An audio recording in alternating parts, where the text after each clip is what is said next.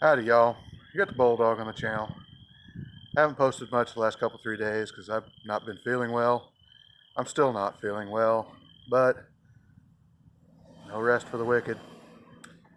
And this is a video about why. I live in a fairly small county, fairly small community. I don't live in the community. I'm out there where the buffalo screw the chickens. And I've always wondered why I was so covered up with work, even out there where I am. I'm 2 miles from asphalt. So I can never get to things quick enough. You know, that's it makes me feel bad that I can't get to it, you know, when I need to. But we're here in town because I got a phone call, the third one today. This guy said, "Can you look at my vehicle? They say I have a bent axle, or I have a bent axle."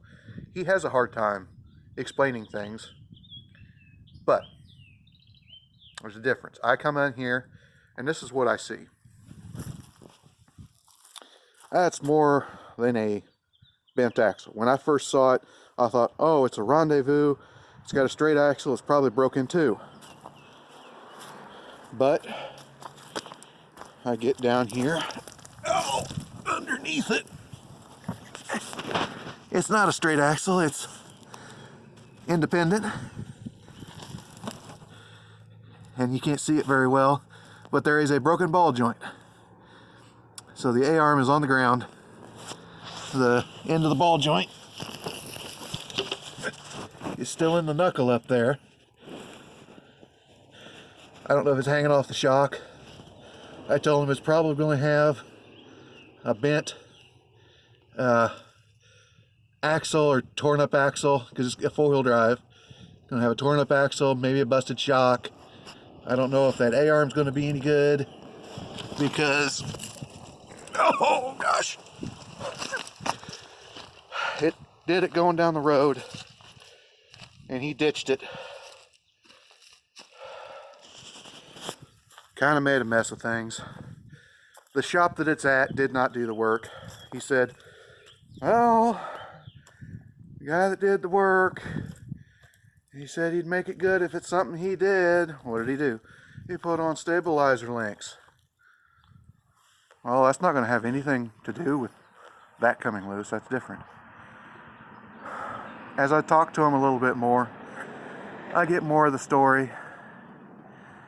He went in for a rattle. So, well, now I'm kind of leaning more towards the shop, because if you went in for a rattle in the back end, you're going to be looking for things loose. And that would be part of it. You rarely see a ball joint go bad in the rear. So it's just not something that you look for. And unless you're told specifically to be looking for it, it's understandable that some mechanics don't go looking because they get chewed out for finding things, literally. Chewed up one side and down the other. You're just looking for something that'll get me into my pocket. I know some people do that. And I think I've told you about the customer that I told, I need to back off. You need to see if you can find somebody else here around local that can do some work, because I can't do this forever. He went around and spent hundreds of dollars and they never fixed his problem. That's one of them. One of the shops that guy went to. He says, well, you know, I saw that his tire was worn funny. I said, well, that should have been an indicator, because a stabilizer is not going to cause a tire to wear funny. It's going to cause a rattle. I said, well, that was the one reason I went in, was the rattle. And because the tire was wearing funny, I asked for an alignment. You asked him for alignment. Yeah. Did he do an alignment? Yeah. A four-wheel alignment? Yeah. No, he didn't. What do you mean? He charged me. First thing you do, mechanics, I'm talking to you right now. The first thing you do is you check the suspension before an alignment. A teenager should know that. You get a four-wheel alignment job out of it, and a day later the guy ditches it going down the highway because the ball joint comes loose.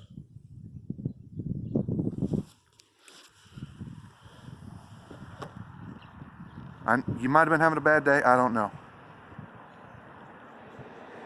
I make mistakes too. That'll get somebody killed. Think about that.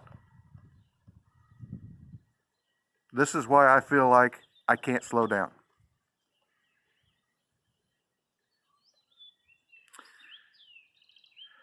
I'll leave it at that right now.